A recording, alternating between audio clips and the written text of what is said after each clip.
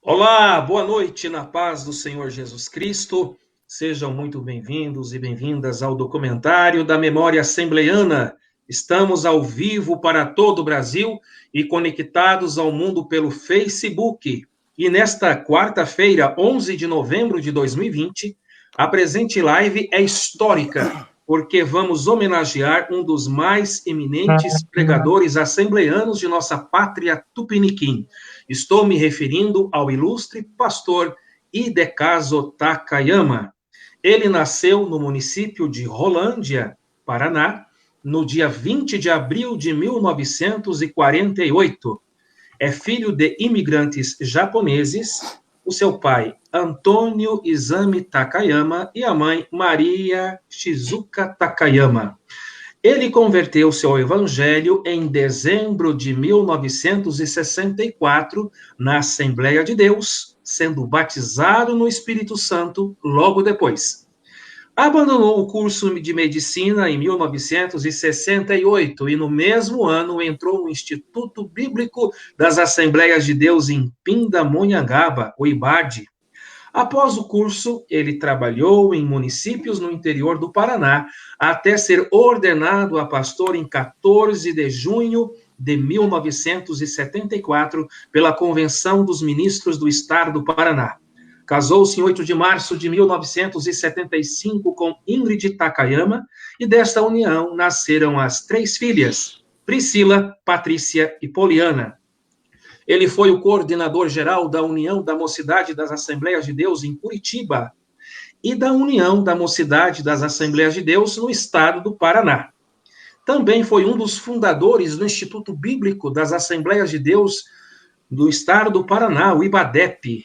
E como pregador renomado, ele criou a campanha evangelística Novas de Alegria e viajou pelo Brasil e exterior, dirigindo cruzadas evangelísticas com seu ministério Cristo Vive. Ele nunca saiu das Assembleias de Deus. E por isso, em dezembro do corrente ano, o nosso ilustre convidado vai completar 56 anos como membro da mesma denominação evangélica, isto é, as Assembleias de Deus. E para entrevistar o pastor Hidecaso Takayama nesta noite de homenagem, convidamos os ilustres pastores Lúcio Maia de Sá, que é o pastor-presidente da Assembleia de Deus Missão em Sarandi Norte, município do Paraná. Nivaldo Moreira é o pastor-presidente da Assembleia de Deus Missão, na abençoada cidade de Mariluz, também no Paraná. E o nosso querido pastor Carlos Casemiro, que é o presidente de honra da Assembleia de Deus Santo Amaro, ADESA, no estado do Paraná. E ele também é vice-presidente da CONADIB, Convenção das Assembleias de Deus Interdenominacional do Brasil Exterior. Ele é empresário do ramo de confecções e de calçados. Querido pastor Hidecaso Takayama, seja muito bem-vindo ao documentário da Memória Assembleiana e, primeiramente, obrigado por aceitar o nosso convite. Obrigado você, querido irmão Éder Williams, é isso? A todos isso mesmo. Os irmãos, o Carlos Casemiro, o Lúcio Maia e ao irmão Nivaldo. Estou aí meio antigo, falando de Deus. A cara não ajuda, irmão Éder, mas eu sou brasileiro. Os meus pais vieram do Japão, casaram aqui na cidade de Rolândia. A cidade Isso. de Rolândia. Aliás, não, eu acho que eles casaram em outra cidade, não sei. Mas eu nasci em Rolândia, no Paraná. E estou trabalhando nas Assembleias de Deus. Eu sou do tempo que a Assembleia de Deus não tinha essa variante, essa diferença administrativa. Para mim, é tudo uma Assembleia de Deus só. Pastor Takayama, este grupo do Facebook, Memórias das Assembleias de Deus, ele tem hoje mais de 167 mil membros, e esse grupo é administrado por 13 administradores, que trazem postagens históricas relevantes para preservar a memória das Assembleias de Deus. E hoje o senhor é o homenageado pela importância do seu ministério por tudo aquilo que o Senhor fez, está fazendo e ainda fará para o reino de Deus, para a glória de Deus, e especialmente aqui nas Assembleias de Deus. O senhor não me conhece, mas eu o conheci num congresso de jovens em 1990.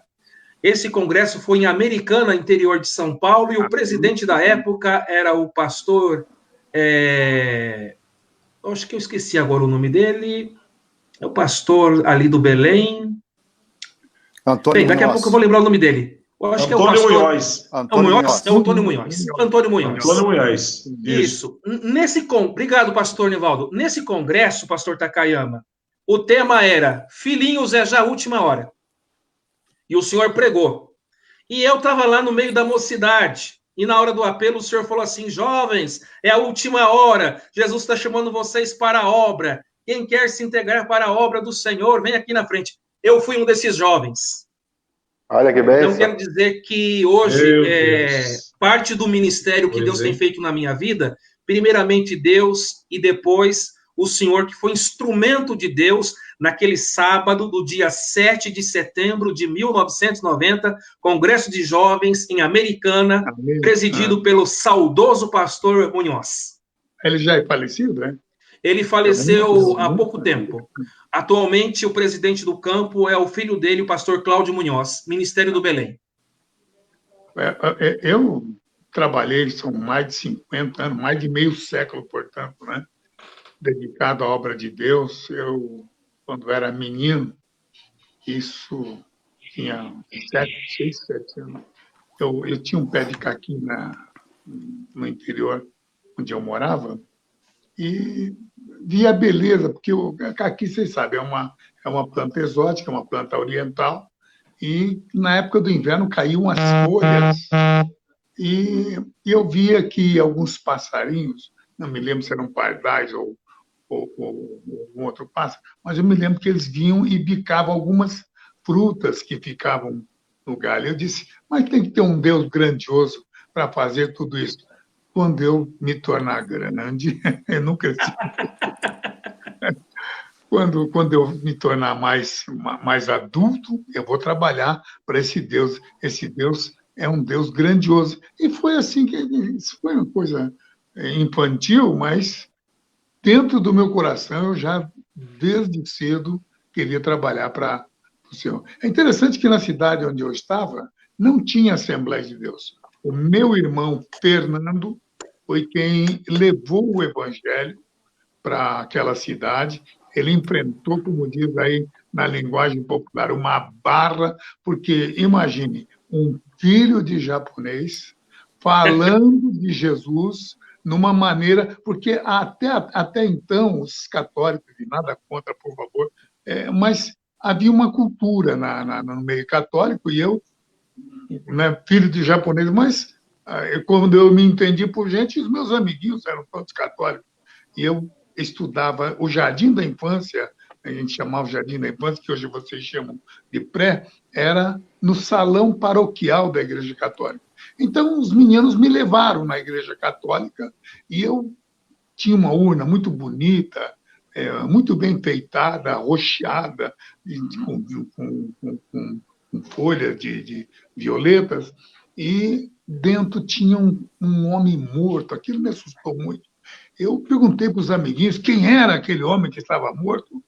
Ele estava sem a camisa, mas a gente via que a cabeça dele estava com uma coroa de espinho, o lado furado. Então, aquilo me chocou bastante. E os meninos, quase uníssono, disseram, olha, é Jesus, esse é o nosso Deus. Foi assim o meu contato de filho de orientais que tem uma cultura budista. A minha, vamos dizer, essa miscigenação de culturas de um filho de estrangeiro que abraçou o cristianismo. Mas quando eu olhava toda essa beleza do pé de caqui e a mudança, as folhas caíam e só ficavam as frutas, eu falei, tem que ter um Deus grandioso para fazer tudo isso. E foi então que eu falei, quando eu crescer, vou trabalhar para Jesus. E toda a minha vida foi falando de Jesus. Mas aí, meu irmão, ele foi para São Paulo e voltou. Ele não era da Assembleia. Quer dizer, não era. Ele tinha uma dessas igrejas que ele deve ter ouvido o Evangelho, pentecostais, na rua 13 de Maio, agora não me lembro, eu nem sei se ele nunca falou o nome da igreja. E foi assim que nós iniciamos. Estão ouvindo aí? Perfeitamente. Sim. Perfeitamente. Fugiu aqui a minha. Mas aí, nessa cultura herdada, vamos dizer, do catolicismo romano, meu irmão me traz a Bíblia, um livro de capa preta, e disse, olha, está no Evangelho aqui em João, e aí me mostrou as referências que Jesus não estava morto. Mas isso foi assim fantástico para mim. Eu dizia, então tem que ser Deus, porque se ele morreu, mas ressuscitou no terceiro dia, e João 14,6 foi chave para mim. Ele disse, eu sou o caminho. Ele não disse, eu sou um caminho. Ele não usou um artigo indefinido. Ele usou o artigo definido. Eu sou o caminho, a verdade, a vida. Isso foi chave para mim. E ainda ele completa. E ninguém vem ao Pai se não for por mim. Isso foi fundamental na minha compreensão e passei a pregar exatamente isso. E, inclusive, hoje eu tenho as coisas. Eu não estou querendo abrir outra igreja, não. É que a palavra Cristo vive tem um forte significado para mim. E foi que eu preguei durante todos esses 50 anos a palavra de Deus com a mensagem Jesus Cristo vive. E se ele vive, tem que ser o Deus verdadeiro, porque se fosse uma história, apenas morreria, está acabado, seria uma bela história, mas ele vive e nós... eu procurei levar isso para minha mamãe, mas a mamãe é japonesa, e nem o meu irmão Fernando, nem eu, ela queria ouvir, mas Deus mandou um missionário japonês chamado Kikuchi Sensei, que falou de Jesus na língua, no idioma dela. Isso mexeu muito com ela. Mas estou pregando a palavra de Deus há mais de 50 anos. Quando eu fiz acho que tinha ainda adolescente, eu fui na igreja no Brás, era a sede hoje da Madureira, Major Marcelino, número 331. E ali eu, na minha adolescência, porque do interior da cidade de Álvares Machado, perto de Presidente Prudente, até São Paulo, eu não digo que eu me desviei, mas como não tinha igrejas, eram poucas as igrejas evangélicas, então, quando eu mudei para São Paulo, lá no bairro dos japoneses, que é o bairro da Liberdade, não tinha Assembleia de Deus. E foi então que eu fiquei meio afastado. Foi quando, então, meu irmão disse, olha, tem uma igreja Assembleia de Deus lá no bairro do Brás, lá no fim da Celso Garcia, vamos lá. E foi assim que eu fui para a Igreja do Brás e voltei para Jesus.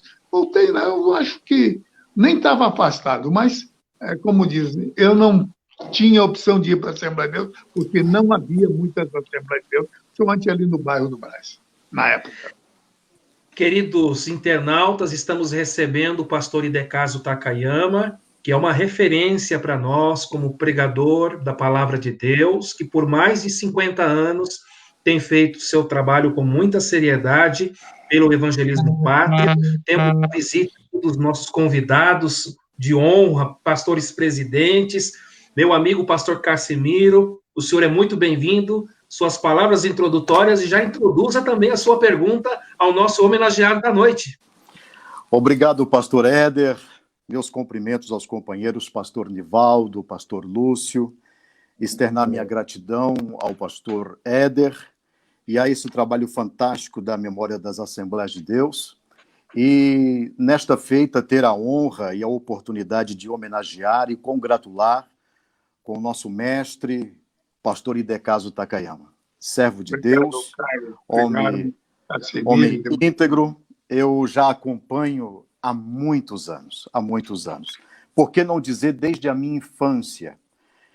Antes de dirigir uma palavra, interrogando o nosso homenageado, eu gostaria de registrar aqui alguma coisa Enquanto o pastor Éder mencionava aqui, falava, eu lembrei, pastor Takayama, aproximadamente há uns 35 anos atrás, eu tinha meus 13 anos, hoje eu estou com 48, e eu morava numa cidade do interior de São Paulo chamada Leme, próximo a Pirassununga, Araras, uma cidadezinha pequena, trabalhava na roça. E naquela época nós não tínhamos essa facilidade que temos hoje de rede social, internet, tantas coisas que facilitam o meio de comunicação. Mas, já como adolescente, um estudioso da Bíblia Sagrada, eu já estudava, fazia a ETAD em Campinas, na época do reverendo Bernard Johnson, e eu tinha... Isso, Josué de exatamente. Campos. Exatamente. Eu era assinante naquela época já da revista Obreiro, A Seara, Mensageiro da Paz. Então, quando as notícias chegavam na nossa pequenina cidade do que Deus estava fazendo por intermédio do pastor Takayama e outros grandes nomes que fizeram história nas Assembleias de Deus e no evangelismo mundial, era por intermédio dessas revistas e do Mensageiro da Paz. E eu lembro-me, como se fosse hoje, de uma imensa propaganda que fora feita da Conferência Pentecostal Sul-Americana. Foi no Ibirapuera. Se não me foge a memória, 86, ou me corrija se eu estiver errado. 83, 86, é verdade. Exatamente. E aquela vontade da gente estar lá, não tínhamos condições, era muito difícil. E... de repente, um amigo meu me trouxe de São Paulo uma fita cassete e trazia a mensagem completa de toda a conferência. O pastor Mário Vicontoma foi o seu intérprete naquela noite, naquela tarde. Era um peruano. Peruano. E a gente, eu lembro que eu fui trabalhar na roça, pastor Takayama. Eu cortava cana nessa época. Eu era jovem adolescente. E trabalhava na roça, colhia algodão, colhia laranja, cortava cana. E nós tínhamos um gravadorzinho com pilha, e eu levava esse gravador na minha mochila para a gente ouvir essa mensagem. E na hora do almoço, tinha mais uns 2, 3 irmãos junto conosco, a gente fazia um acero no canavial, colocava a fita cassete e ouvia a mensagem. O tema da mensagem era Pentecostes, força geradora de missões. Se o senhor me pedir, eu prego ela todinha para o senhor hoje aqui de cor e salteado. Sem dizer, pastor Éder, pastor Lúcio, pastor Nivaldo, que nós em 3, 4 irmãos da mesma congregação na roça, a gente começava a ouvir essa mensagem. Eu lembro que um trecho da mensagem, nem o pastor Mário Vicontoma, ele se controlou, porque a glória de Deus foi tamanha naquele ambiente. E eu lembro-me que o pastor Takayama sai dando aquela rajada de língua estranha por um lado, e o pastor Mário Vicontoma por outro. E nós, tomados pela unção no meio do canavial, nós fomos cheios do Espírito Santo. E a minha primeira língua estranha foi Chacarabaxandalaia. Era verdade. De tanto ouvir aquela fita, a gente começava a ser cheio do Espírito Santo. E eu preciso dizer ao senhor, pastor Takayama, hoje eu sou pastor há 25 anos, eu sou fruto do seu ministério, eu sou fruto desse trabalho lindo que Deus lhe deu. Eu tive a honra de vir para Curitiba há 27 anos atrás. Hoje já estou aqui há 27 anos e 25 anos como pastor. E estar hoje aqui lhe homenageando, para mim é uma honra, uma satisfação muito grande. Eu que lhe acompanho desde a minha infância, eu posso dizer aqui hoje, com o coração cheio de alegria, que o senhor faz parte da minha história. O senhor foi um exemplo de homem de Deus, um grande evangelista, e a sua geração contagiou a minha geração. E eu sempre digo aos meus liderados e aos obreiros que estão comigo hoje, oxalá que Deus fizesse levantar no Brasil muitos outros Hidecasos Takayama, muitos outros Napoleão Falcão e tantos outros que eu não vou aqui citar tantos nomes, porque são inúmeros, mas é honroso dizer que o senhor foi, o senhor é e continua sendo exemplo para todos nós. Muito obrigado. Irmão, obrigado, irmão Cassimiro. Carlos Casemiro, eu sabia que a gente tinha que pregar no tempo que se chama hoje. Eu sabia que... Eu me lembro quando era adolescente, estava orando, e, como dizem, em línguas estranhas, e eu sou um pentecostal barulhento. Aí, quando eu saio da oração, eu me levanto da oração na igreja, lá em Osasco, no quilômetro 18, era a periferia de Osasco, veja só, Osasco era a periferia de São Paulo, e Comandante Sampaio, quilômetro 18, era a periferia de Osasco, então era a periferia da periferia. Mas foi ali que eu era adolescente, e eu sentindo, tinha essa chama no meu coração. Quando eu levantei, eu vi um irmão do lado, me admirando. Eu falei, ué, o nome dele era Adão, não me lembro sobre o sobrenome dele. Ele era o famoso pica-cartão, porque ele só tinha 2 dentes, um em cima e outro embaixo. O que você está fazendo, irmão? Ele era o porteiro da igreja. Ele diz, se Deus me desse um desejo, irmão, tá cá. Falei, o que você queria ser? Um pastor, um evangelista, um missionário, um presbítero? Não. O que você gostaria de ser, pastor, irmão Adão? Ele dizia, eu queria ter a tua idade. Aquilo me chocou. Eu disse, por quê, irmão Adão? Ele dizia, é porque eu aceitei Jesus muito tarde e não tem esse dinamismo que você tem. Eu glorifico a Deus por vendo você falando língua estranha. Eu falei, e aí, irmão Adão? Ele disse, pois é, se eu pudesse ser jovem para poder ter essa energia, a tua voz, a tua força para pregar, se Deus me desse. Eu pensei, um dia eu vou ficar velho, viu, irmão Cassiano? Eu vou fazer essa mesma ladainha do nosso irmão. Antes que eu fique velho e faça a mesma reclamação dele, vou trabalhar. Comecei trabalhando para Jesus muito cedo. E eu me lembro desse 83, 86, desse congresso sul-americano, foi no ginásio de Ibirapuera. Foi muito forte. Eu me lembro isso. Haviam muitos nomes ali, homens de muito respeito na época, e aprove a Deus que eu fosse um dos oradores numa tarde, e Deus realmente falou naquele trabalho, nós estivemos ali, e como diz aí, era o tempo do cassete, né?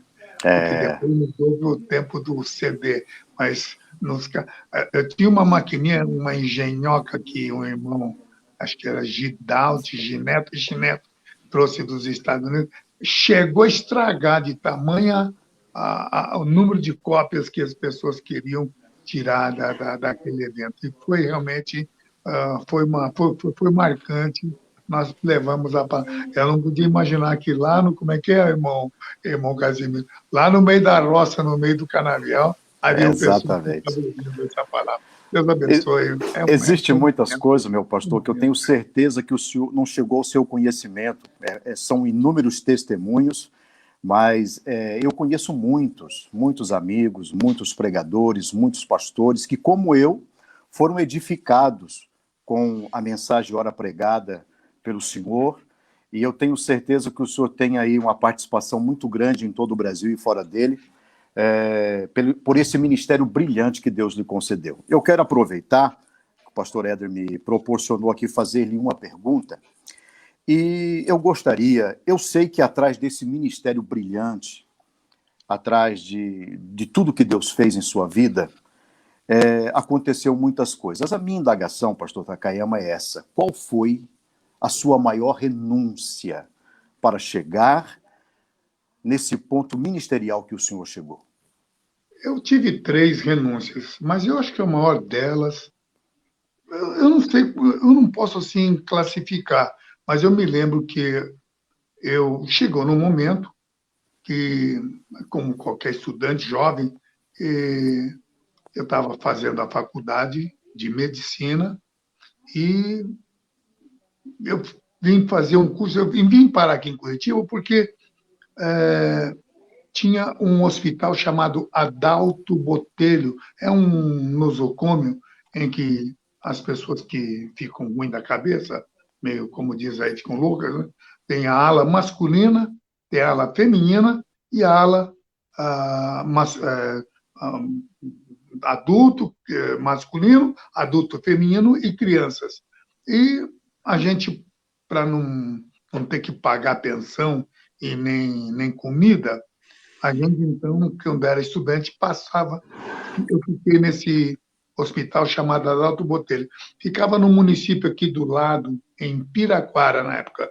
Agora seria Pinhais, porque depois Piraquara se separou de Pinhais e uma parte do município se tornou Pinhais. E eu me lembro que esse Adalto Botelho ficava bem próximo a 4 Barras, na região de Piraquara, ou no caso agora de Pinhais.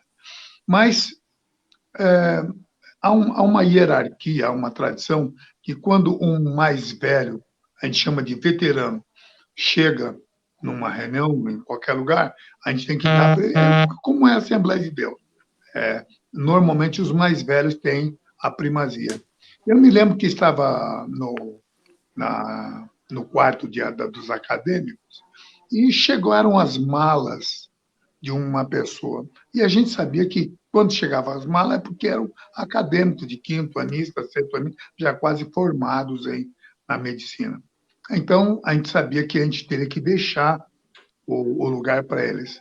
Mas, por uma dessas curiosidades, você estava falando em gravador aí de cassete, ele tinha, no meio das malas que ele trazia, tinha um gravador. Curioso, liguei o gravador, e quando eu ouvi o gravador, tinha um culto. E você sabe, naquele tempo só tinha culto pentecostal, só era Assembleia de Deus. E eu percebi que era um culto pentecostal, com direito, aleluia, e glória a Deus. Eu falei que o camarada, dono esse veterano, é crente. Aí eu esperei ele chegar, porque ele não estava lá dentro do quarto dos acadêmicos. E quando ele entrou, eu já logo perguntei, esse gravador é teu? Ele disse, eu já havia desligado, né? Eu falei, claro, como o gravador dono era ele, então eu perguntei, você é crente? Ele fechou a cara, e eu percebi que ele tomou um susto, eu falei, ué? Ele disse, não sou crente, não. Ah, que pena. Você não tem ideia como a gente que é crente fica feliz. E no meio desse ambiente acadêmico, é difícil achar um crente da Assembleia. E eu sou da Assembleia de Deus. Quando ele olhou para mim com essa cara de japonês, e eu dizendo que era da Assembleia de Deus, ele tomou um susto. Já ter japonês crente já era difícil. E ainda da Assembleia de Deus, eu falei, e você não tem... Eu desculpa, eu sou mexereta e acabei mexendo no teu gravador e tinha um culto gravado. E a gente sabe que esse culto é de uma igreja pentecostal. Só para os irmãos, para a gente não vaga, porque o tempo aqui é ouro, né? Eu comecei com ele, acho que era 8, 9 horas da noite, foi até às 5 da manhã conversando. E nessa conversa eu percebi que, primeiro, ele tinha sido um jovem crente. Quando ele era acadêmico, ele era da Assembleia de Deus, mas aquele ambiente, vamos dizer, científico, médico, o afastou dos caminhos de Deus. Aí eu pensei comigo, falei, Deus, eu sou o retrato desse rapaz amanhã. Eu também vou, se eu entrar na faculdade, vai ser eu vou me tornar um médico, mas vou me desviar do mesmo jeito que esse rapaz. Quer saber de uma coisa? Eu creio muito em ti, eu vou trabalhar para ti, vou lugar. Larguei a faculdade para poder me dedicar. Foi aí que me bateu a vontade de conhecer a palavra de Deus, porque eu conhecia pouco a palavra de Deus. Foi então que me veio o desejo de conhecer a palavra de Deus, e foi assim que eu abandonei a faculdade, o curso de medicina, para me tornar um pregador do Evangelho. Mas foi... Eu não estou criticando o rapaz, não. Eu estou apenas dizendo que eu seria a imagem, o retrato, a famosa aquela história do eu sou você amanhã. Eu seria ele amanhã. Exato. Aí eu falei para ele, eu não conheço a palavra de Deus, eu vou então me dedicar, me bater uma fome da palavra de Deus, e foi então que eu me dediquei. Imagina, meus irmãos, os familiares, os pais me chamavam de maluco, de doido, deixar todo um futuro pela frente. Você sabe, como médico estaria bem de grana. Com certeza. O sonho da minha família, dos meus pais, era poder dizer lá no Japão, na região de Kumamoto, Fukuoka, que é a parte Fukuoka é a parte da mamãe, e o Kumamoto é a parte do meu pai. É onde, perto, no meio de Hiroshima e Nagasaki, onde lançaram as bombas atômicas. Eles queriam, lá no Japão, dizer, olha, o nosso caçula, que eu sou caçula de 5 irmãos, tem o Auro, tem a Tereza, o Auro, o Fernando, que é o terceiro, o Itsu, que é o quarto, e eu seria o quinto, sou o quinto, o caçula da família. Eles queriam dizer lá no Japão que tinha um filho médico. Então, eles só queriam que eu estudasse. E não era bobo, não, porque eu me lembro, em São Paulo, havia eu não lembro, não sei se eles fizeram isso em outras épocas, mas eles queriam saber quem era o superdotado, os especiais, como eles chamam. E fizeram um concurso de mais ou menos 12 mil, faltou pouco para 13. Para 13 mil estudantes acadêmicos ganharem, eram 30 bolsas para 13 mil. Imagina que funil tremendo. Pois eu ganhei uma dessas bolsas. O exame foi no estádio do Corinthians, no antigo Parque São Jorge. Tamanho era o número de alunos e acadêmicos que queriam, e eu ganhei uma dessas bolsas. Então, eu poderia estudar na Sorbonne da França ou na Harvard, nos Estados Unidos, qualquer lugar que eu era chamado de o especial deles. Mas eu abandonei tudo para seguir a Deus. E, olha, eu quero dizer aos irmãos, não falo isso com nenhuma nostalgia ou sentimento de remorso. Como é que é? Sentimento de frustração. Não tem coisa mais feliz do que poder, no fim da vida, dizer, olha, até aqui me ajudou o Senhor e eu estou pregando o Evangelho. Não parei não, viu, minha gente? Estou pregando. Com convite, sem convite, estou pregando o Evangelho. E eu tenho a carreta da fé, então a gente chega no lugar, porque a gente tem que, né, tem que usar, no bom sentido, a malandragem santa. A gente chega num lugar desse, se fizer um cultinho na praça, vai só uma meia dúzia, mas se fizer um show, eles pensam que é um show de um cantor mundano, e normalmente eu convido um cantor evangélico, ou um conjunto mundano, desculpa, um conjunto da igreja, que imita mais ou menos. Aí não, né? Eu uso aquela filosofia da pesca. Quando vocês vão pescar, vocês não botam um anzol que pega, mas em volta do anzol pode notar que tem que botar aquilo que a gente não gosta nem de mexer, né? Muitas vezes uma minhoca, um vermezinho na ponta tem que agradar o peixe, senão ele não vem, meu filho. Só o anzol em si não pega. Então, eu usei essa cruzada, e aí, Mariluz, aí, tem uma família de japoneses, não sei se estão na igreja, mas eu me lembro. Olha, foi uma época difícil, mas eu trabalhei para Jesus durante todos esses meus 50 e poucos anos. Não falei para ninguém, não, tá? Estou com 72 anos. Graças a Deus por essa grande renúncia. Salmo, capítulo 90, versículo 10. É verdade. Depois de 70 é só enfado e canseira. Estou da palavra de Deus enquanto a noite não vem, como diz, eu tenho que alcançar, não vou poder alcançar meus bisnetos, como não pude alcançar meus bisavós. Eu só posso alcançar esse tempo que se chama hoje. E vocês que são garotos aí, viu? Nivaldo e Cassimiro e Lúcio Maia, vocês façam obra de Deus, porque vocês vão ganhar bastante tempo. Deus abençoe. Pastor Nivaldo, lá de Mariluz, que prazer tê-lo aqui, meu querido. Já faça as suas... Tem japonês aí, viu? Pastor Nivaldo, esclarece se tem japonês em Mariluz e já cumprimenta o nosso homenageado e manda a pergunta para ele. Usa a palavra assim, mais ou menos a paz do Senhor em japonês seria Shuno Heian. Chunoeia. Eu quero cumprimentar a todos. Alguém já me perguntou, viu, meu pastor Éder, por que você não vai para o Japão, Takayama? Eu falei, eu não. Vamos que o arrebatamento está perto, Jesus resolve levar um outro japonês pensando que é eu não vou. Eu vou pegar aqui no Brasil mesmo. Tudo igual, né? Eu quero cumprimentar os meus amigos, com a paz do Senhor, meus companheiros. Amém. Agradecer a Deus pela oportunidade, agradecer ao pastor Éder pelo convite, pela confiança. Nos tornamos amigos, né, pastor Éder? Ele e a sua família linda, bonita, dedicada também à obra de Deus, ao reino de Deus.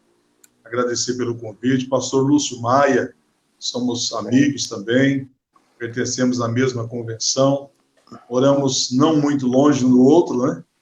Pastor Cassimiro. Tem que vir aqui em Sarandi. Pastor Cassimiro. Vir aqui em Sarandi. Eu achei engraçado que o pastor Cassimiro falou que trabalhou na roça, mas não parece. Não parece que trabalhou na roça, não, viu? É a maquiagem, pastor, é a maquiagem. Mas prazer em conhecer o pastor Cassimiro. E quero cumprimentar também o pastor Edecaso Takayama, o nosso homenageado de hoje, que é uma pessoa que nós temos um carinho, um respeito, uma admiração. E eu quero louvar a Deus pela vida e pelo ministério do pastor Edecaso Takayama. Né? Eu me converti no ano de 1982. Ano de 1982. Quando eu era crente novo, eu tinha acho que 4 anos de fé, eu vi o pastor Edecaso Takayama a primeira vez em Maringá, uma cruzada no ano de 1986. Não é? E eu vi o pastor Edecaso Takayama pregar a primeira vez em Maringá, uma cruzada extraordinária, o poder de Deus foi derramado de forma grandiosa, e a primeira vez que eu vi 2 paralíticos andar em Maringá. Até hoje eu não me esqueço, me marcou, foi um sobrenatural de Deus muito grande, muito forte, né? E eu vi os 2 paralíticos deixar a cadeira de roda por ordem divina, né? E o pastor Edecaso ordenou e andou mesmo e levantou a cadeira e saíram andando. Foi algo tremendo, muito forte, né? E de lá para cá tivemos o privilégio, a oportunidade de estar com o pastor Takayama, convenções, não é? E outros momentos. O pastor Takayama esteve em Mariluz, onde estou pastoreando. Ele esteve aqui. E um dia um dia eu estou aqui em casa, tranquilo, sossegado, de repente entrou um carro preto no pátio da igreja, e era um carro, quer ver qual é a marca do carro? Um Ômega preto. Entrou no pátio da igreja e, de repente, abriu a porta e desceu um japonês. Pastor Takayama, sozinho, passou aqui para me visitar, não é?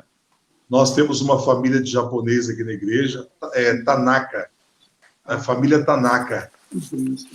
E eu estive na casa da família de japonês com o pastor Edecaso Takayama, visitando eles, né? O pastor Takayama já pregou aqui em 2004. Pregou aqui em Mariluz. E nós temos uma história, né? E eu louvo a Deus pela vida do pastor Takayama, e eu fico curioso porque eu sou de uma geração, né, mais nova, e tive uma chamada de Deus também, mas eu me espelhei muito e me espelho no pastor Takayama, sabe, como pregador internacional, as cruzadas no Brasil, fora do Brasil, as experiências que ele teve e tem com Deus, né? E eu sempre fiquei assim pensando e preocupado, porque a gente, quando vê alguém assim, a gente quer imitar, a gente quer saber, quer conhecer como foi esse encontro, né? Essa chamada para o santo ministério de forma muito forte, né? Eu queria que o pastor Takayama dissesse para nós, né, como foi essa chamada para o ministério. Então, pastor, eu primeiro quero mandar o meu abraço a você. Mariluz faz parte da minha história. Mas eu me lembro que quando era criança, como disse eu queria fazer a obra de Deus. Mas no bairro que eu fui morar, em São Paulo, isso era no interior. Quando mudei para São Paulo, não tinha Assembleia de Deus lá. No bairro do Braga, no bairro da Liberdade, não tinha. Mas o meu irmão Fernando, ele trabalhou muito em mim. Ele acho que já sabia que eu era, como dizer, eu tinha essa chama. E foi quando então me dediquei ao Evangelho. Mas, como diz aí o nosso irmão Cassimiro, Casimiro. eu falei para o Cassimiro, foi quando eu ia me tornar um médico e resolvi abandonar tudo para seguir o Evangelho. Morei na periferia de Osasco, quilômetro 18, famoso Comandante Sampaio, e nessa época eu era estudante. Eu me lembro que a chama estava muito acesa, naquele tempo era muito crente, eles tinham um pé atrás tremendo, como tem hoje, né? Eles tinham um pé atrás muito grande. Eu me lembro na escola, mas eu já era polêmico. Eles queriam fazer uma tal de, como é que é? Um negócio da união entre católicos e evangélicos, ecumenismo. Aí foi um dia que mataram a aula,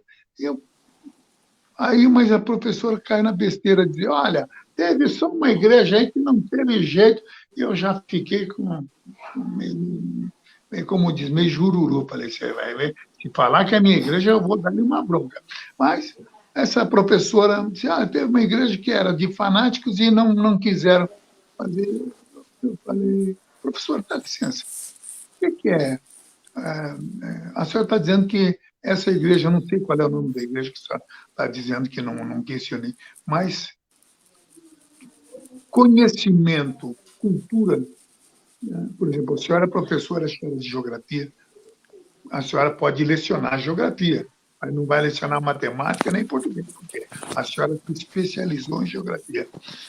No conhecimento de Deus, pode ter certeza, a senhora pode ter estudado matemática, português, história, física, mas de conhecimento, quem tem são essas pessoas que vão na igreja, escola dominical, culto de domingo à noite, quinta-feira, seja lá qual for. Essa gente que tem conhecimento, minha filha. Então, não chama de ignorante, não, porque eu não vou aceitar. E foi então que alguns alunos, me vieram parabenizar. Aí eu percebi que tinha muito jovem desviado, que foi aí que eu me resolvi a dedicar a minha vida a Deus. O nosso irmão queria saber. Foi aí que eu resolvi dedicar a minha vida a Deus, porque eu percebia que aliás, hoje está assim também.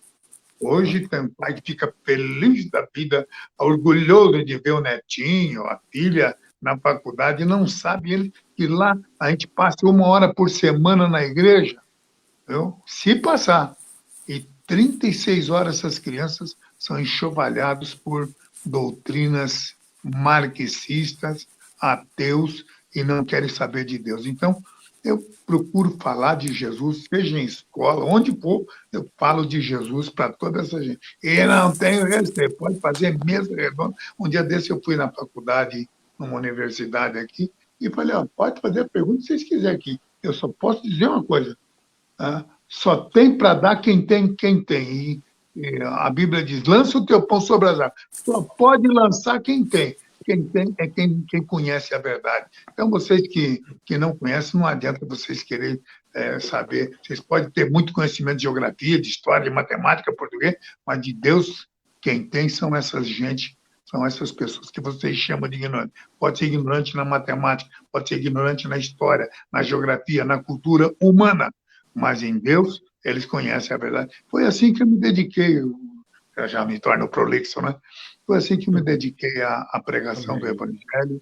E eu quero dizer aos queridos irmãos, estou feliz porque como dizia Paulo, parafraseei ele, combati um bom combate, não acabei a minha carreira e nem guardei a fé.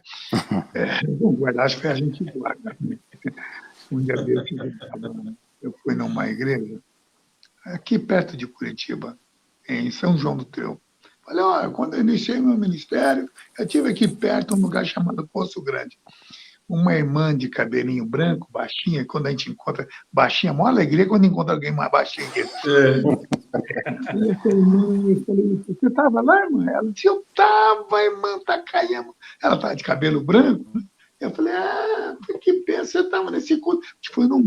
Era tão simples o lugar, que era uma vila rural, que a gente chama hoje, né?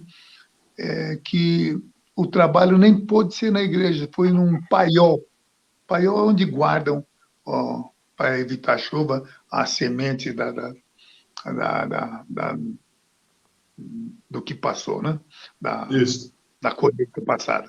Bom, pregamos nesse paiol. E essa irmã veio me procurar. Já eu lembro, eu estava lá naquele dia, falei, puxa, a irmã estava lá, eu tinha 3 aninhos. Falei, não era eu, não. Meu Deus do céu, todo pato, né? Mas era eu. Meu Deus do céu. O tempo passa. Estou trabalhando na esfera do Senhor. Me perdoe ser prolixo, viu, meus irmãos? Mas eu, contando um pouco da história, a gente fica contando essas histórias de fatos passados, né? Querido pastor Lúcio Maia de Sá, é um prazer tê-lo aqui, meu querido.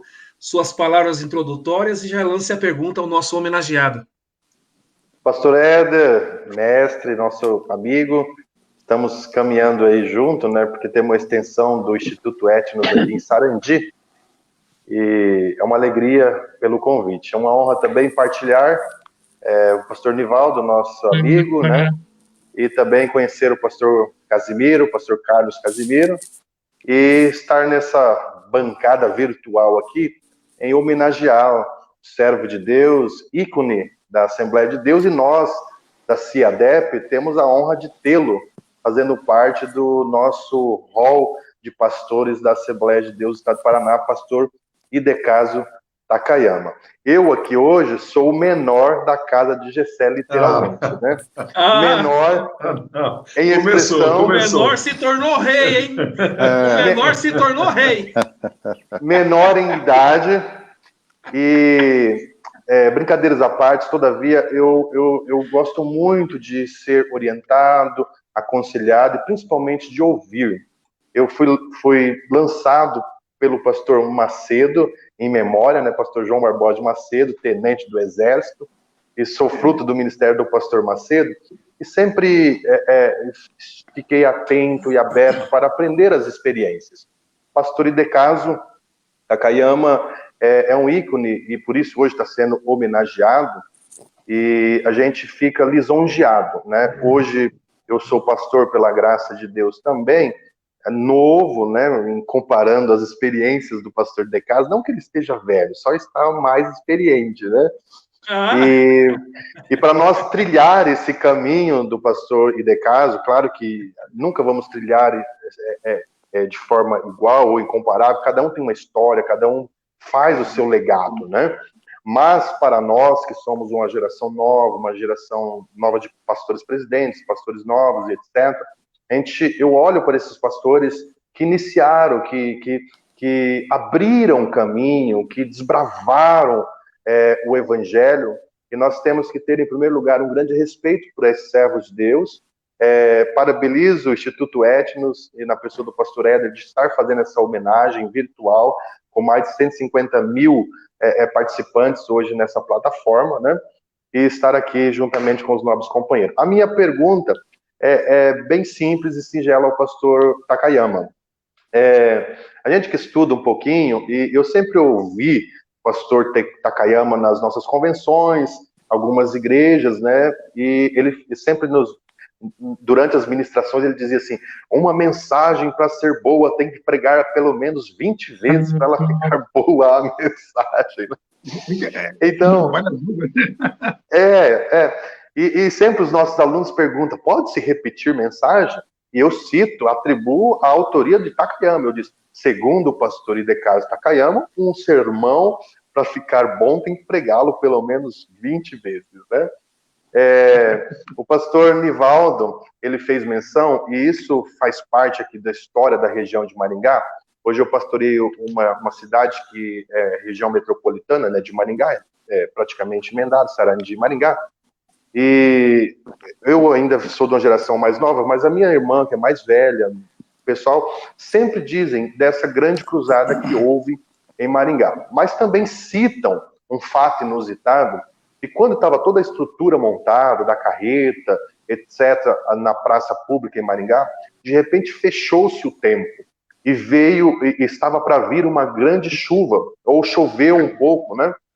E a ousadia, e se aplica-se sempre esse testemunho, que eu não vi, mas eu ouvi, e isso edifica a minha fé, porque Jesus fez menção a Tomé dizendo, bem-aventurado aqueles que não viram, mas que creram. E nesse fato que aconteceu em Maringá, cita, e o pastor Takayama pode dar ênfase nesse momento, que o pastor Takayama, cheio de Deus e de autoridade, e nos dons de operação de maravilhas e milagres, ele orou a Deus repreendendo aquela chuva porque ele precisava pregar naquela noite. E de repente aquele tempo foi estabelecido, a ministração foi pregada, e durante o apelo as pessoas que estavam nos prédios próximos, nos edifícios próximos, as pessoas desciam para aceitar a Jesus Cristo. E a minha pergunta, pastor Takayama, baseado nisso, a gente observa hoje o neopentecostalismo e esses pseudos pregadores nos dias de hoje. Inclusive, na semana passada eu ouvi um pseudo pregador da internet que ele, para fazer uma cruzada em uma determinada cidade, que eu não vou citar o nome por ética, ele alugou um helicóptero, uns barris de óleo, e ele falou que ia ungir a cidade. E aí entrou naquele helicóptero e ele ungiu a cidade, né, em tese, para à noite realizar a sua cruzada. Então, nós observamos que os pseudos pregadores desses tempos contemporâneos, da geração de hoje, sempre estão utilizando de artimanhas, de benefícios, para, de certa forma, dilubriar o povo, que nós entendemos que tudo isso é heresia. E a minha pergunta ao pastor Takayama é, pastor Takayama, para nós, pastores novos, e eu me incluo no meio, para os pregadores novos dessa geração contemporânea, qual seria o seu conselho para nós? Que, durante a trajetória, o seu ministério foi acompanhado por maravilhas, por milagres que já foram narrados aqui pelo pastor Casimiro, pelo pastor Nivaldo, e etc. E nós vemos uma geração hoje, moderna, usando de mecanismo, de artifícios para dilubriar o povo, ou para atrair o povo. Eu quero ouvir o seu conselho, pastor Takayama. O que o senhor diria para nós, os novos pastores, os novos pregadores dessa geração moderna, para desfrutar ou experimentar esses milagres que acontecia naquela geração de pregadores que eram chamados príncipes dos pregadores do Brasil, Takayama, Napoleão Falcão, Gilmar Santos, né, Gilvan Rodrigues e etc. Essa é a minha pergunta. Gesiel Gomes. Essa é a minha pergunta para o senhor, pastor Takayama. Olha, eu procuro passar principalmente para os obreiros novos, e nós estamos muito preocupados, nós não, alguns, né? Estão preocupados em fazer templos grandes, ou templos bonitos. Eu viajei o mundo, meus irmãos, estive na Europa, nos próprios Estados Unidos, e Estados Unidos, vocês não têm ideia, as igrejas são lindíssimas. Qualquer estudante de arquitetura, de engenharia, fica embriagado em ver prédios de estilo gótico, estilo barroco, estilo moderno, estilo pós-moderno. Meu Deus do céu, todos os estilos são bonitos para estudos arquitetônicos. Mas o que uma questão que eu quero deixar para os obreiros: essas igrejas na América e na Europa estão vazias. Eu tive numa região chamada Newark, onde, ao lado de Nova York, estado de New Jersey, tem que atravessar a ponte ali. uma igreja lindíssima, acho que é estilo gótico. Os irmãos brasileiros quiseram arrendar para um trabalho especial. Eu percebi que só tinha 4 ou 5 membros, chamado bore, o corpo, né, do ministério, estava embaixo, na parte inferior, na parte de baixo desse prédio, fica lá na rua Perry Street, rua da Estrada de Ferro. Aí eu percebi que eles estavam jogando cartas porque não tinham muito o que fazer, não tinha mais membros. Isso serve para os obreiros novos. Nossa igreja não é uma casa de espetáculos, não é uma faculdade, como é que é, uma academia de letras, onde tem PhD, doutorado, mestrado. Nossa, a igreja do Senhor, e aqui fica meu conselho, se é que eu posso dizer, a todos os irmãos, vocês vão viver um novo tempo difícil, e a Covid está aí para nos ensinar que o meu tempo foi o tempo das cruzadas. Eu ficava bravo porque eu tinha que fazer o trabalho num lugar aberto, como é o caso de Maringá, e a gente tinha que enfrentar chuvas, porque para nós era ruim, mas o trabalhador do campo era bom. E para a própria agricultura. Mas, então, esse negócio de tempo ruim é muito relativo. Mas o que eu queria dizer aos irmãos? Eu fiz aquilo que era da minha época, mas vocês que são novos obreiros têm que saber que pode, não estou aqui dizendo que não deva fazer uma igreja bonita, com um banco de poltrona, não estou dizendo nada. Eu só apenas estou pedindo que cada obreiro priorize que a igreja não é uma academia cultural, porque hoje em dia o camarada só vai no culto se for o doutor fulano, o PhD ciclano. Igreja, meu irmão, eu conheço obreiros da minha época, faleceu agora um dia desses, o irmão Edmundo. São pessoas que não tinham letra, acho que mal sabia. Se mandasse o irmão Edmundo escrever, ele podia errar muito. Tá? O próprio pastor Pimentel não era um homem de muitas letras, mas era um homem espiritual. Então, eu queria deixar aqui essa palavra a cada irmão. Quando eu fazia a obra de Deus, quando eu fazia, eu faço, eu entendo que nós temos essa fronteira entre o humano e o divino. Nós temos que dar ênfase ao lado espiritual. Mateus 10, 16 diz: eis que eu envio vocês como ovelhas no meio de lobos. E é interessante que a Bíblia diz: e sede simples como uma criança e prudente como uma serpente. Olha, não dá nem para entender. Como é que a Bíblia vai dizer que a gente tem que ser prudente como uma serpente? Não está dizendo que a gente tem que ser uma serpente. A gente tem que ser prudente como uma serpente. Nós estamos no meio de lobos, meus irmãos. E o que vai fazer funcionar a igreja, isso serve para todos os obreiros, é o lado espiritual. Porque pelo lado físico, se pensarem, é o que nós estamos vendo na Europa, de igrejas sendo vendidas pela especulação imobiliária para serem mercado, salão de baile, sei lá, porque estamos sempre. Mas, se eles são grandes templos, é porque já houve no passado muito tempo. Não esquecendo, meus irmãos, igreja não é o prédio, igreja é o povo. E o povo precisa da palavra de Deus. O lado espiritual é que vai alimentar.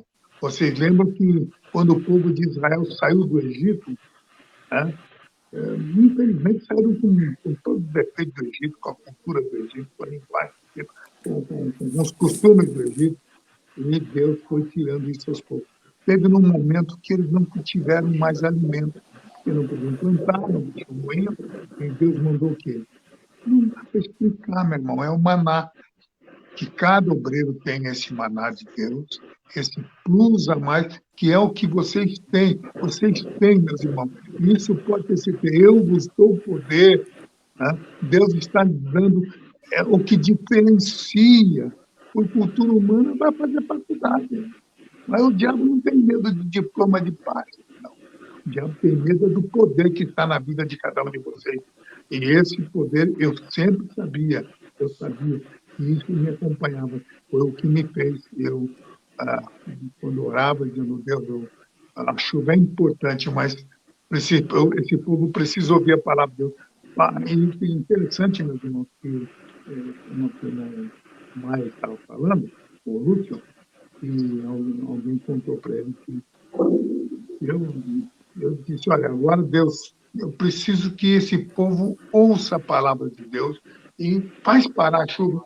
O interessante é que do lado de Maringá, ali para Sarandi, estava tudo chovendo, mas em Maringá não estava, porque eu entendia que aquele seria o momento em que eu precisava falar a palavra.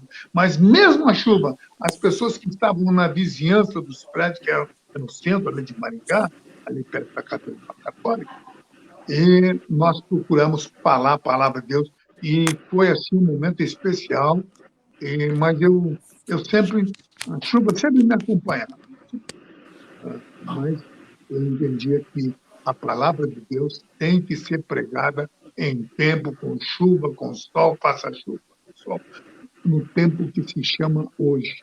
Nós temos que pregar. Agora, hoje, quando a gente está vendo aí a Covid-19, quem podia imaginar que a gente usaria máscara e que seria, meu Deus do céu, a gente não podia imaginar esse tempo, mas nós fizemos a obra de Deus no nosso tempo. Vocês vão, claro, a essa geração que estou respondendo agora a você, Lúcio Mário, que vocês vão enfrentar uma luta muito grande, principalmente no ateísmo. As pessoas não vão acreditar em Deus.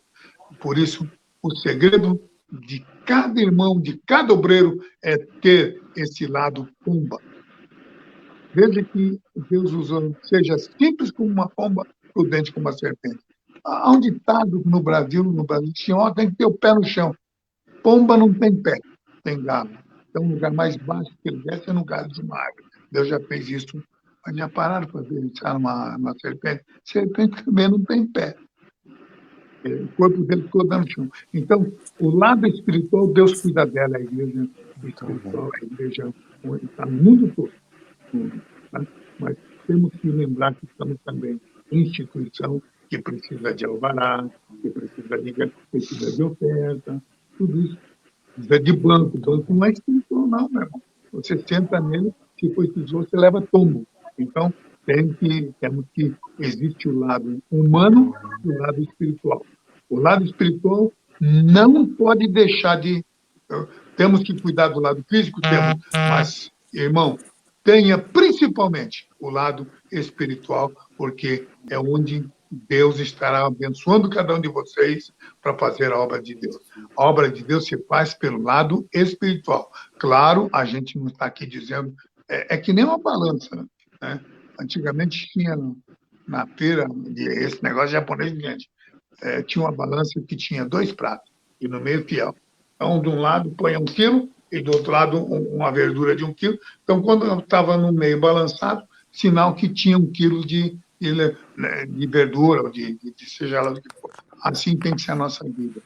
De um lado, Pedro diz no último capítulo, penúltimo versículo, crescer na graça e no conhecimento. Se crescer só na graça, vai ter fanatismo.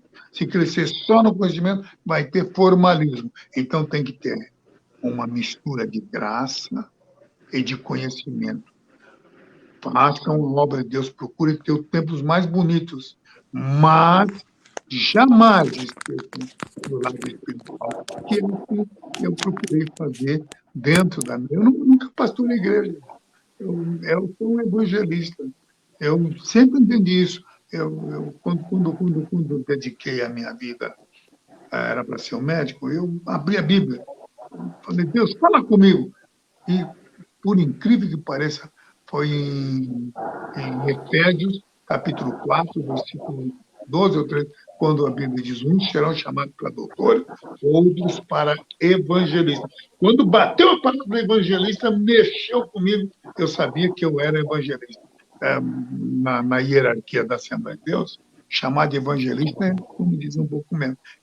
Para mim, me dá satisfação, porque eu sei que fui e sou um evangelista, voltou para o Nobel. Eu não estou pastoreando a igreja, tá? Mesmo porque eu acho que eu tenho defeito, né? Eu tenho esse lado japonês que já viu o japonês kamikaze, o samurai, escreveu, não leu, faz como comeu. Então, eu tenho esse lado que eu sei que eu não sou um pastor, como vocês são, mas eu sou um evangelista e fiz a minha parte. Façam a parte de vocês. Qual a parte? Saber que o povo precisa do alimento espiritual.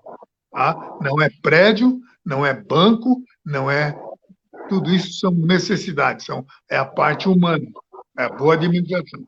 Mas, acima de tudo, tem o lado espiritual, senão a igreja de vocês vai ficar vazia. E a nova geração, que passa 30 e poucas horas ouvindo os professores que são ateus, Karl Marx, enfiando na cabeça, né? Vão querer ensinar os seus filhos. Então, procure trabalhar a palavra de Deus, mesmo porque em Provérbio diz: ensina o menino no caminho que deve andar e ele nunca se afastará da verdade. Então, essa palavra de Deus, um pouquinho que vocês colocam, mas isso tem que ser para cada membro, cada pai, cada um, porque nós temos essa verdade conosco. Lado espiritual. Temos que ser simples como uma pomba e prudente como uma serpente. Deus abençoe a todos vocês. Queridos internautas, acabou de chegar o nosso estimado amigo e pastor Severino Gonçalves, que preside a Assembleia de Deus Canaã, na cidade de Valparaíso, de Goiás, lá no estado de Goiás. Pastor Severino Gonçalves, o senhor me ouve bem? Me ouve bem? Estou ouvindo, pastor Éder. Por gentileza, já cumprimente a mesa, o homenageado, e já lance a pergunta para o nosso querido pastor Takayama. Com muita alegria, eu quero saudar pastor Éder, William, demais companheiros de ministério e, principalmente, convidado para a homenagem desta noite, um homem que inspirou muitos jovens na minha época de fé, no início da minha fé.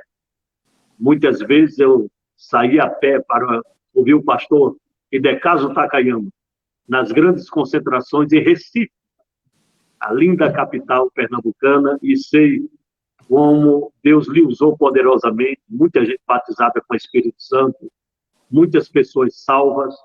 Ainda lembro de uma mensagem, o pastor Takayama pregou sobre Gideão, lá em Recife, no grande congresso, na época do pastor José Leôncio da Silva, e naquela noite, sobre a presença de Deus. Se Deus não for conosco, disse Moisés, não sairemos daqui. E ali foi uma apoteose, uma cachoeira do Espírito derramada ali na mocidade, e a glória de Deus manifesta. Foi a primeira vez que eu vi o pastor Takayama e procurei seguir os seus passos no evangelismo, sempre que ele ia pregar ali no interior de Pernambuco, eu me esforçava para ir. E graças a Deus, quando eu soube que ele foi convidado para receber essa justa homenagem, eu me esforcei para estar aqui, para dizer, pastor Takayama, que o Senhor Deus continue lhe conservando fisicamente, emocionalmente e preservando a sua fé até o grande dia do toque da trombeta ou a sua chamada para os braços do Senhor Jesus. O Senhor é um ícone do evangelismo nacional para nós nesta pátria brasileira. Obrigado. Eu me lembro foi lá em Recife, foi realmente um derramado espírito. Foi em torno de 700 pessoas batizadas com espírito. Verdade. Foi algo assim. Não houve, como diz, manipulação. Simplesmente a glória de Deus desceu, e aquele povo que ia na hora do almoço, nos corredores da igreja, eram batizados. Realmente foi um momento muito especial. Foi parte do meu ministério. Porque pastores, eu entendia que existe o conhecimento, a sabedoria, que a gente nasce com ela. Mas existe a cultura que a gente adquire nos estudos. Mas existe o terceiro campo, que é o discernimento, que a Bíblia chama, que não é cultura humana, não é escola, e não nasce com a gente. É o que Salomão tinha, a glória de Deus. Espero que cada irmão que esteja me ouvindo, cada obreiro, possa ter essa consciência que nós trabalhamos, essa terceira parte, que é o lado espiritual. A Bíblia diz que nós somos, se vocês analisarem o tabernáculo, vai ver que tem o pátio, que é o lado humano, o santuário, né? Mas tem o santo dos santos, e é onde as pessoas não conseguem entender que nós, como 1 Coríntios 3,16, nós somos o templo do Espírito Santo. Então, dentro de nós temos o lado carnal, o lado corporal, tem um lado cultural, que a gente adquire por conhecimento, mas o obreiro tem que ter principalmente esse terceiro lado, que é o lado espiritual. E 1 Tessalonicenses, capítulo 5, versículo 23, diz que o mesmo Deus de paz nos santifique em tudo e todo o vosso espírito, alma e corpo sejam plenamente consagrados para a vinda do Senhor. Que Deus abençoe os irmãos. Foi uma alegria, viu? Lá em Valparaíso. Muito obrigado. Deus abençoe. Muito obrigado, pastor Tadeu. Muita alegria. Eu conheço, como diz, eu viajei esse Brasil aí, pregando a palavra de Deus. Pastor Takayama, já foi 1h11 de live. O senhor permite a gente fazer uma última rodada de perguntas? O senhor permite? Eu pensei, já passei do tempo, né? Não, a gente ouve o senhor aqui até altas horas da madrugada, porque, como que se diz, o senhor tem muito café no bule e nós, da geração mais nova, precisamos aprender com a sua geração. Então, vamos para o último bloco de perguntas. Pastor Carlos Casimiro, por gentileza, o senhor faça a pergunta ao nosso homenageado, pastor Takayama. Muito bem, pastor Éder. Meu querido pastor Takayama, ao longo desses 50 e tantos anos de ministério, o senhor traz uma bagagem muito grande. Minha pergunta é simples. O senhor se arrepende de alguma coisa ou mudaria alguma coisa se iniciasse hoje? Existem dois lados, né, mano? O lado da natureza, isso Deus não muda. Infelizmente, eu tenho esse lado. Eu queria saber de onde que veio isso. Veio dos meus pais, da região de Kumamoto, no Japão, o famoso pavio curto. Então, eu não sirvo para ser obreiro, porque obreiro tem que ser longânimo. Tem. Se deixar, eu corto a orelha de alguns membros.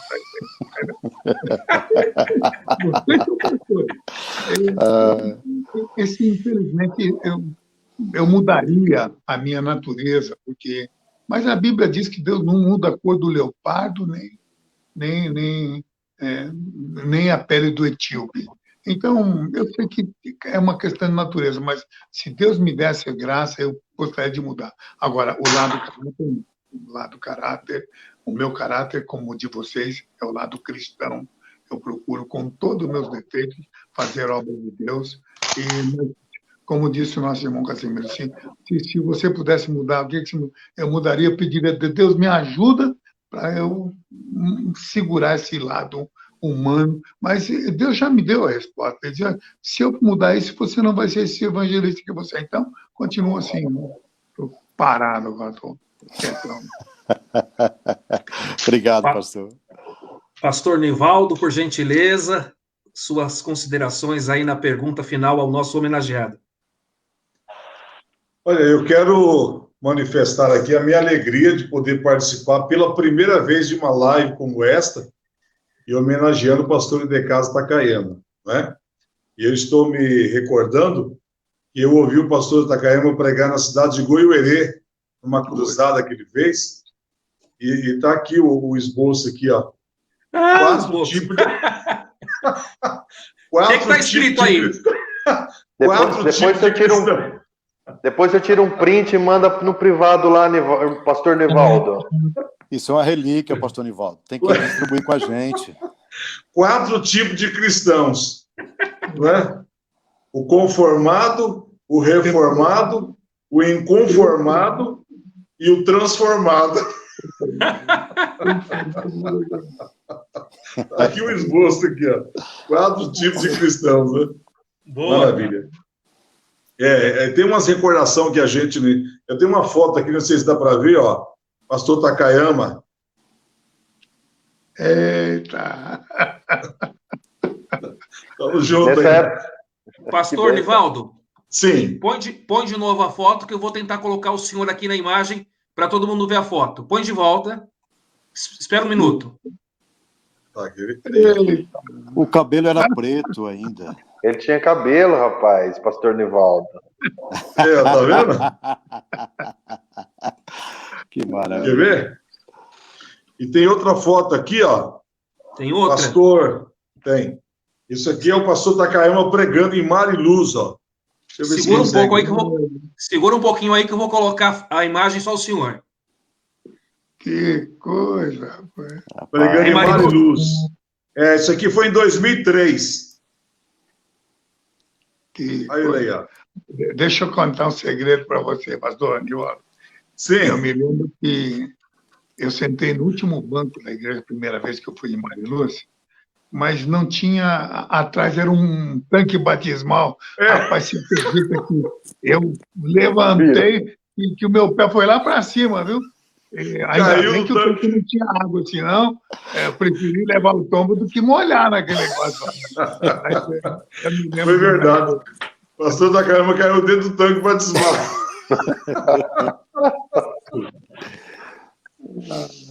Mas que maravilha, que bom. A última pergunta que eu quero fazer para o pastor Takayama, eu quero perguntar para ele quando é que ele vai voltar em Mariluz novamente. Quando vocês me convidar, meu filho. Pode ver. O meu telefone aí, ó, anota aí, 41, né, que eu tenho que ter na cidade, 991 991 991 4273. 7273. Nunca mudou. Agora ando fazendo, como é que é? Passando o trote aí na gente, mas a gente mantém ainda o número aí. 99102-4273. Isso, beleza. Depois eu quero o número também do pastor Carlos Cassiano. Casemiro. Casimiro. Se puder anotar, meu pastor, é 991 53 6883. Qual é o DDD? 41, Curitiba. 41. 99 91536883. 915363. 6883. Peraí, eu vou repetindo bem. 991 53 53 68 68 83. 83. Tá ok, tá anotado aqui. Maravilha. Isso, Tem mais muito foto bom. aí, pastor Nivaldo? Eu tenho aqui a foto dele, do pastor Takayama. Tem 2 fotos, né? Essa daqui, vocês já viram, né? Isso. Essa daqui. Aí tem essa daqui, ó. Também, ó. Tem que mandar para mim aí. Tá vendo? E tem essa daqui que ela tá mais escura, ó. Eu tenho que esconder da minha esposa. Se ela ver, ela me larga, hein? Essa aqui tá mais... Mas ele tá aí, ó. Que coisa. Em Mariluz. Tempo passa. Mas, olha, foi um prazer imenso participar dessa live, homenagear o pastor de casa Takayama. Temos respeito muito grande por ele e a gente procura desenvolver o ministério também se espelhando desses ícones, né, da pregação do evangelho, que são o pastor Takayama e tantos outros homens de Deus que fizeram história, né? Uma alegria muito grande. Pastor Lúcio Maia, sua última pergunta, suas considerações finais. Já deixa o endereço também da igreja aí de Sarandi, por gentileza. Muito bem, quero externar aqui uma vez mais a gratidão em poder participar dessa bancada virtual. E nessa vinda do convite que o pastor Nivaldo vai acertar a agenda com o pastor Takayama, a Mariluz, já tem que passar em Sarandi, não tem como escapar. E aí faz já uma dupla agenda, entendeu?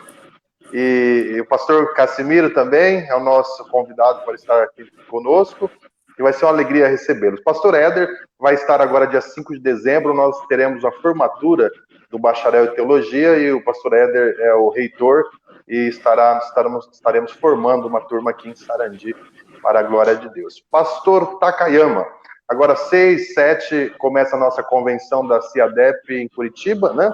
Eu quero encontrá-lo, e não pode dar muito abraço nesse tempo de pandemia, né? Mas a gente podemos trocar algumas figurinhas lá, né, na nossa convenção durante a semana lá em Curitiba. A minha pergunta, que é a última, a gente vai ficar madrugada aqui aprendendo com o pastor Takayama, mas a minha pergunta é o seguinte, pastor Takayama, a gente sempre estava ouvindo, por longo tempo, o senhor via usando o sistema radiofônico, ou seja, a FM aqui nas regiões, e tinha um horário de meio-dia aqui, que era um programa de família, né? Sempre apresentado pelo senhor e também pela irmã Ingrid. E assim, a voz feminina sempre traz flores, o meigo do doce da vida pastoral, que às vezes é com muito choro, muita amargura e etc.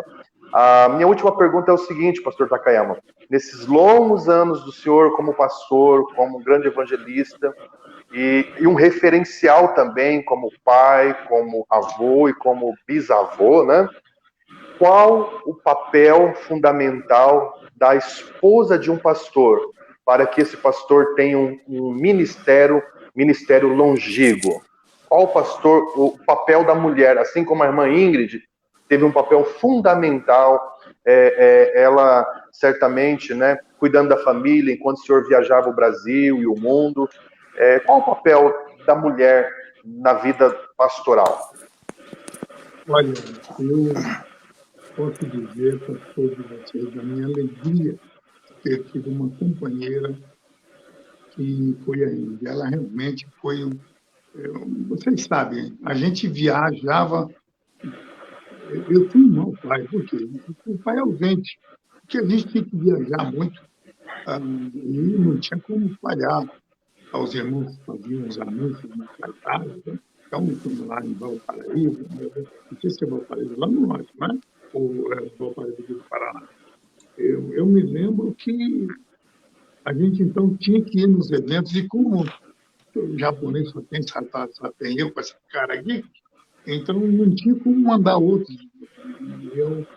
E a Ingrid, eu não tive aniversário, não tive casamento, foi uma vida bastante privada. E a Ingrid realmente foi uma pessoa fantástica. Eu diria, olha, a todos os obreiros que estão me ouvindo, cuidem bem da esposa, porque não é fácil o ministério da mulher. Claro que ela tinha que renunciar a muita coisa, principalmente a presença. Vou dar um exemplo. Eu tive 3 filhas. A Priscila, que é a esposa de obreiro, a Patrícia e a Poliana, que é mais caçula. Mas 2, quando nasceram as 2, ainda eu estava fora, viajando para vocês verem. Quer dizer, eu não entendia.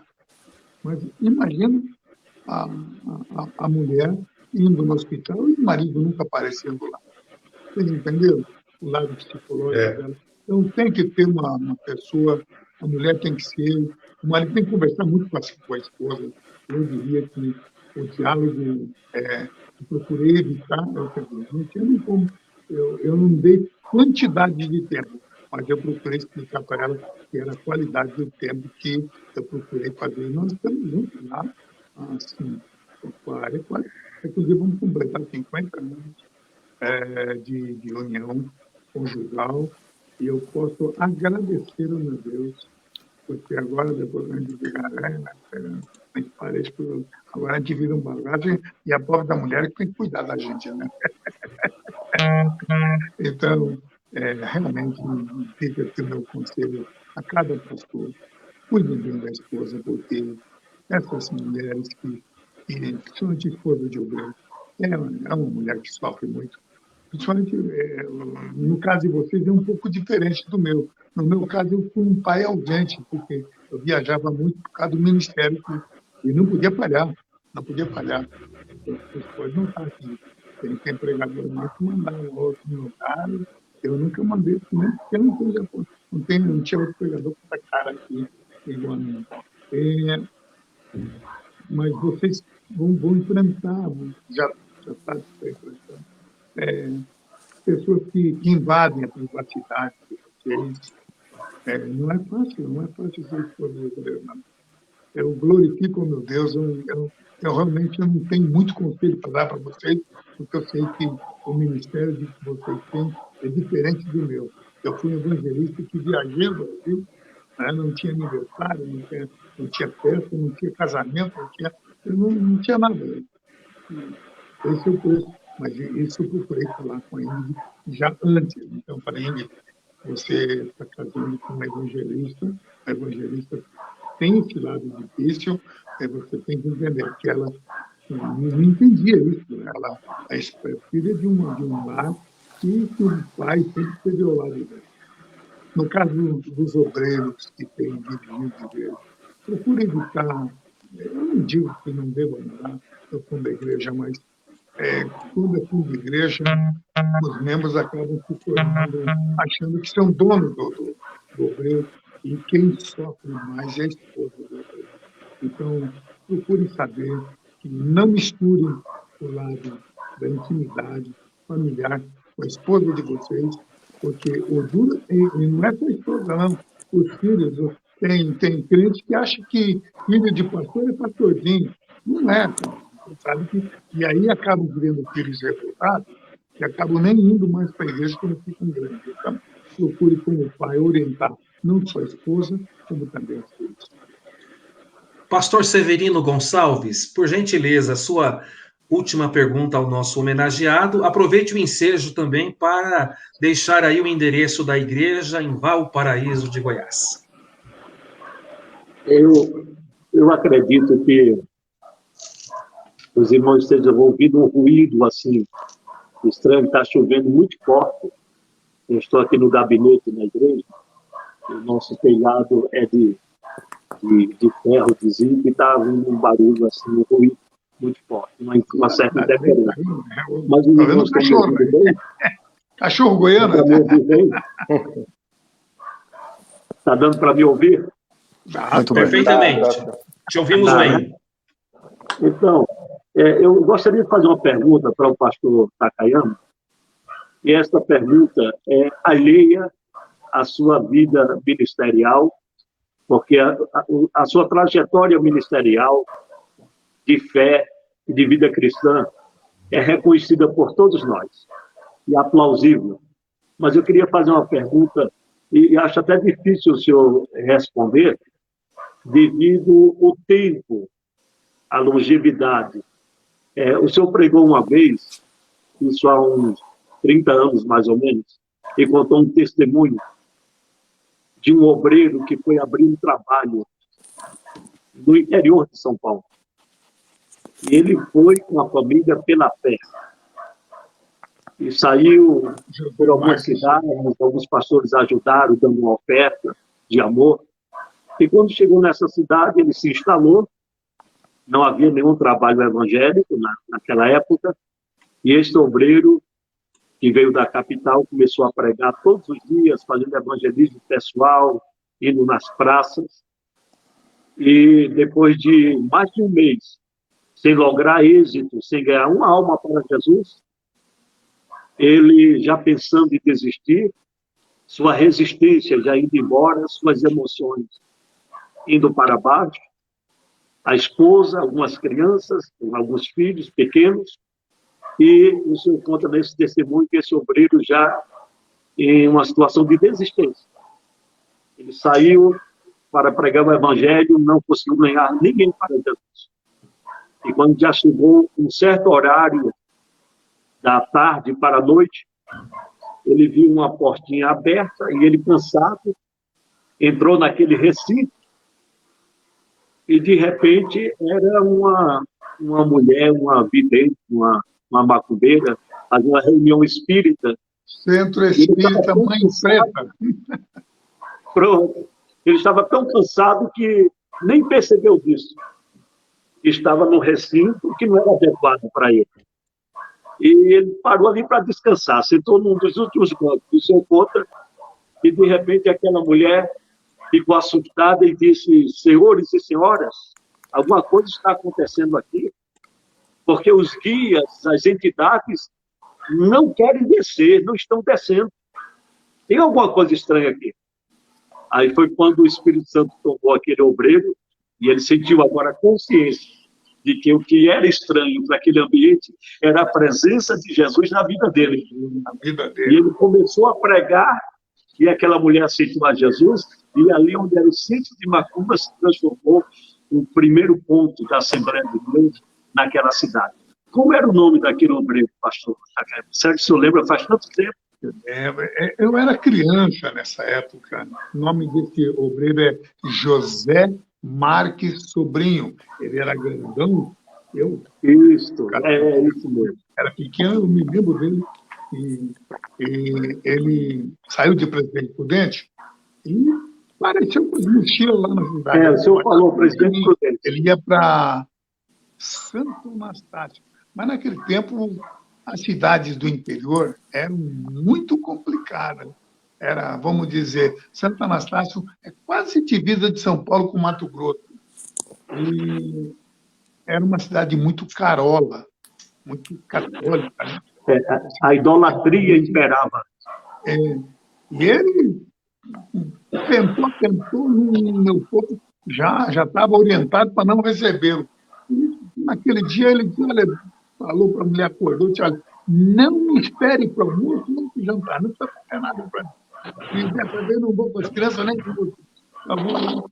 E eu não vou voltar para casa enquanto não ganhar uma alma para mim. E não é que quando chegou 6 horas da tarde, não também nenhuma alma.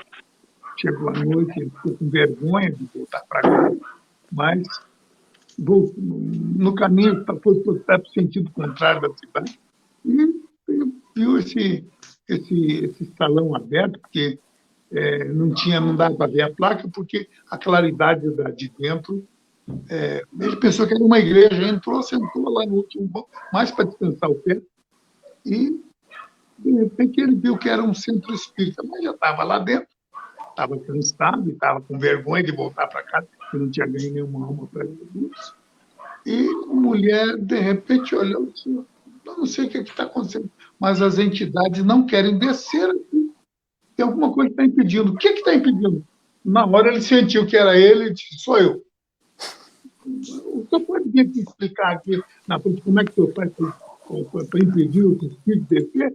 Vou com prazer. E ele pregou, e aquela mulher, tinha pouca gente na noite, ele estava dizendo: olha, hoje tem pouca gente, mas o senhor pode me explicar isso aqui amanhã? Que eu convido durante o dia todinho com o passo, convidando as pessoas para explicar que tem um homem que consegue impedir o espírito de descer. Eu vou estar aqui amanhã à noite. E ele voltou para casa, a mulher já está desesperada, porque ela quase 18, 11 horas. A mulher disse: que houve, Antônio José Marques Sobrinho, o nome dele. Ele parece que eu ouvi qualquer coisa que ele faleceu. Não sei se ele está vivo ainda. Mas aí a mulher disse: que houve, meu bem e tal? Ele disse: não, amanhã prepara as crianças aí que nós vamos para o Santo Espírita Mãe Preta. A mulher tomou um susto e disse: que isso, meu marido? Está ficando louco? Mas o Zé Marques estava tão alegre que foi dormir e largou a mulher e as crianças não quis nem jantar. E sentou, comeu com uma sopa e foi dormir, e a mulher preocupada. No outro dia, todinho preocupada. Quando chegou a noite, disse: agora vamos lá para o Centro Espírita Mãe Preta. Mas não tinha explicado para ela que ele estava falando de Jesus. E foi assim que começou a Assembleia de Deus na cidade de Santo Anastácio. Santo Anastácio, pode Lá na guardar. bateria. Lá no interior do estado de São Paulo, divisa quase São Paulo com Mato Grosso.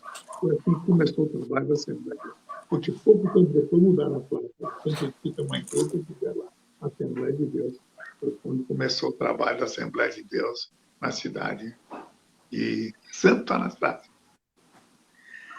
Pastor Takayama, Pastor Lúcio, Pastor Casimiro, Pastor Nivaldo, nós recebemos hoje centenas e centenas de mensagens. É impossível que agora a gente faça menção de várias regiões do Iapoque ao Chuí, norte, sul, leste, oeste, de todas as regiões do Brasil e também de internautas de outros países. Depois os senhores podem conferir nos comentários do grupo do Memórias das Assembleias de Deus. Mas antes do encerramento, eu quero pedir ao nosso homenageado, pastor Idecaso Takayama, que ele faça as considerações finais, e o nosso muito obrigado pela sua participação. É uma honra para nós a sua presença e as Assembleias de Deus, nesta noite, através deste grupo do Resgate da Memória Assembleiana, pode trazer aqui a sua pessoa, os nossos ilustres convidados, e dizer aos internautas, sobretudo aos assembleianos jovens, que nós precisamos respeitar a história. E quem respeita a história, certamente será honrado por ela. Irmão Éder e demais companheiros, irmão Carlos Casimiro, irmão Lúcio, irmão Nivaldo, todos vocês, minha gratidão. Eu queria dizer a vocês que eu vivi uma fase, uma época, não tivemos o Covid, não tivemos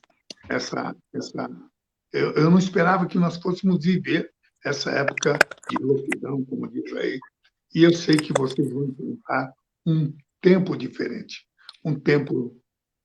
o meu tempo foi um tempo diferente do de vocês. Vocês vão enfrentar um tempo em que as pessoas vão se tornar céticas, a cultura será a tônica, e muitos, infelizmente, alguns obreiros estão pensando que a cultura vai ajudar. Não vou dizer que não vai ajudar, mas o obreiro tem que ter o seu norte, acima de tudo, é a vida espiritual. E pode ficar tranquilo, porque na hora que não tiver o pão, porque o pão é trabalhado pelo homem, vai ter o maná, que esse é o lado espiritual. Todos os obreiros têm que ter. Então, fica aqui a minha palavra, nesse momento que eu creio, São Marcos, capítulo 13, versículo 33. Olhai, vigiai e orai. Alguns dizem, não, temos que orar. Não. Primeiro, olhar os sinais, já estão todos cumpridos.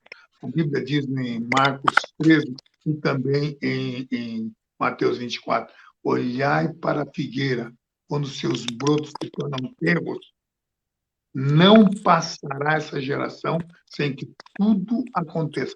Vejam que uma geração de 40 a 45 anos, nós vivemos essa geração da figueira. A figueira é o símbolo do povo. Vimos ela nascer, crescer e já está fazendo sombra para os países do mundo. Então, não passará... Nessa geração já aconteceu tudo. Multiplicação da iniquidade, multiplicação da ciência, terremotos, tsunamis, fome e pestes. Nós estamos vivendo uma delas agora. Eu quero dizer a cada um dos irmãos, olhai para esses sinais. Vigiai para que cada um de nós sejamos salvos. E depois orai. Que Deus abençoe a cada um dos irmãos. Continue fazendo obra de Deus. Eu sei que vocês vão viver uma época bastante diferente da minha. Né? A minha época foi das dificuldades né? Mas vocês vão viver outras dificuldades, dificuldade do ceticismo, tem que saber como é que vai enfrentar os seus filhos, os seus netos que estão na faculdade, que eles vão ser enxovalhados. Vocês lembram que o diabo não é bobo, não. Ele não tem poder, mas tem força. A força da argumentação dele levou 1/3 dos anjos que já estavam quase a metade do céu. Então, essa força de argumentação do diabo vai trabalhar para que os nossos filhos não venham para a igreja. Vai haver uma evasão de membros da igreja. Mas lembre-se que em Provérbios diz, ensina o menino o caminho que deve andar. Faça, obriga, eu não digo obrigar, porque nada é por força, nem por violência, mas ensine os pais que cada filho tenha que conhecer um texto. É fácil, né? Olha, meu filho, eu vou te dar R$10 se você decorar um versículo. A Bíblia Sagrada não contém a palavra de Deus, como disse esse Ed, não sei do que, um idiota que andou espalhando, e temos que mudar a Bíblia. Ou como o Papa também, que mudar a Bíblia, meu filho. Procura apresentar-te a Deus aprovado. Temos que ter a palavra de Deus e a palavra não muda. É essa palavra que vai fazer... a Bíblia não contém a palavra de Deus, a Bíblia é a palavra de Deus. Então, procure incutir com teus netos e teus filhos, porque eles vão ter que enfrentar essa artimanha do diabo, e não pense que ele é fraco. Ele tem força, ele não tem poder, mas tem a força do conhecimento, a força da argumentação, e é o que ele está procurando fazer através das professores, através dos ensinos. Que Deus abençoe. Procura, somos Mateus 10, verso 16. Seremos enviados como ovelhas no meio de lobos. Temos que ter a simplicidade de uma pomba e a prudência de uma serpente. Que Deus abençoe a cada um dos irmãos.